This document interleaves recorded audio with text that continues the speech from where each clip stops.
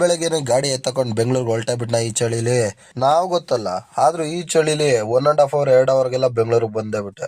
Cutting ಚಿಪ್ಪಿಗೂ ಇದ್ದಿದ್ರಿಂದ ಹುಡುಗರೆಲ್ಲ already ಹೋಗ್ಬಿಟ್ಟಿದ್ರು. Machine ಮತ್ತೆ stool ಎತ್ಕೊಂಡೋಗಿಲ್ಲ, ಅದಕ್ಕೆ ಮಿಷಿನ್ ಸ್ಟೂಲ್ ಎತ್ತಕೊಂಡೋಗೋಣ ಅಂತ ಬಿಲ್ಡಿಂಗ್ ಹತ್ರ ಬಂದೆ. ನೋಡ್ರಿ, ಈ ಬಿಲ್ಡಿಂಗ್ ನೀವು ನೋಡಿಲ್ಲ, ಇದನ್ನು ತೋರಿಸ್ತಾ ಇದೀನಿ. ಆಲ್ರೆಡಿ ಇದು ವೈರಿಂಗ್ ಕಂಪ್ಲೀಟ್ ಆಗಿದೆ.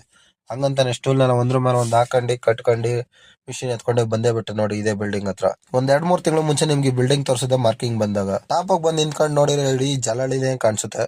ಈ ಹೊಗೆ ನೋಡಿ ಬೆಂಕಿ ಎತ್ಕೊಂಡತ್ತೆ ಅನ್ಕೊಂಡಿದ್ರಾ? ಇಲ್ಲ, ನಮ್ಮ ಹುಡುಗರು ಆಲ್ರೆಡಿ ಕಟಿಂಗ್ ಸ್ಟಾರ್ಟ್ ಮಾಡಿದ್ರು. ಅದರಿಂದ ನೋಡ್ರಿ, ಮೋಲ್ಡ್ ಹಾಕ್ದವ್ರು ಯಾರೋ ಮಹಾನುಭಾವರು ಎಲ್ಲ ಪೂರ್ತಿ ಡ್ರಾಪ್ನೆಲ್ಲ ಒಳಗೆ ಇಳಿಸ್ಬಿಟ್ಟವ್ರೆ. ಅದಕ್ಕೆ ನಾವು ಅಷ್ಟೆಲ್ಲ ಡೀಪ್ ಆಗಿ ಇಟ್ಕೆ ಹೊಡೆದ್ಬಿಟ್ಟು ಬಿಡಿಸ್ಕೊಂಡಿದೀವಿ ಡ್ರಾಪ್ಗಳನ್ನ ಜಾಯಿಂಟ್ ಮಾಡ್ಕೊಳಕ್ಕೆ.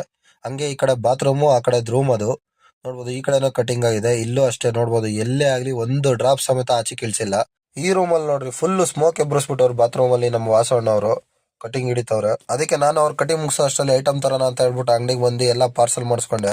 ನೋಡಿದ್ರಲ್ಲ, ಡ್ರಾಪ್ ನೆಟ್ಟಿಗೆ ಇಳಿಸಿಲ್ಲ ಮೋಲ್ಡ್ ಅಲ್ಲಿ ಅಂದ್ರೆ ಏನಾಗುತ್ತೆ ಅಂತ. ಅದಕ್ಕೆ ಕರೆಕ್ಟ್ ಆಗಿ ಡ್ರಾಪ್ ಇಳಿಸ್ಬೇಕು. ಹಂಗೆ ಅಲ್ಲಿ ಕ್ರಾಸ್ ಆಗಿ ಏನ್ ಬಾಕ್ಸ್ ಅಲ್ಲಿ ಇಂದ ಪೈಪ್ ಹೊಡೆದಿವಿ ಅದು ನೋಡ್ರಿ, ಅದು ರೈಸಿಂಗ್ ಕರೆಕ್ಟ್ ಆಗಿ ಇಕ್ಕಿಲ್ಲ. ಮೇಲ್ಗಡೆ ಬಾಗ್ಲ ಎಲ್ಲಿ ಬರುತ್ತೆ ಅಂತ ತಿಳ್ಕೊಂತಾನೆ ರೈಸಿಂಗ್ ಇಡ್ಬೇಕು. ಅದನ್ನೆಲ್ಲ ಮುರ್ದಾಕ್ಯವ್ರೆ, ಬ್ಲಾಕ್ ಆಗೈತೆ. ಇವಾಗ ಅದನ್ನ ರೆಡಿ ಮಾಡ್ಬೇಕು. ಎಲ್ಲ ಸುಮ್ನೆ ಟೈಮ್ ವೇಸ್ಟ್. ಯಾಕಂದ್ರೆ ಎಲ್ಲ ಇವಾಗ ಏನೋ ರೆಡಿ ಮಾಡ್ತೀವಿ ಅನ್ಕೊಳ್ರಿ, ಆಮೇಲೆ ಬ್ಲಾಕ್ ಆಗಿ ಅದರಿಂದ ವೈರ್ ಬರ್ಲಿಲ್ಲ ಅಥವಾ ಏನು ಮಾಡಕ್ ಆಗ್ಲಿಲ್ಲ, ಸುಮ್ನೆ ಟೈಮ್ ವೇಸ್ಟ್ ತಾನೆ. ಅದಕ್ಕೆ ಅಷ್ಟೇ.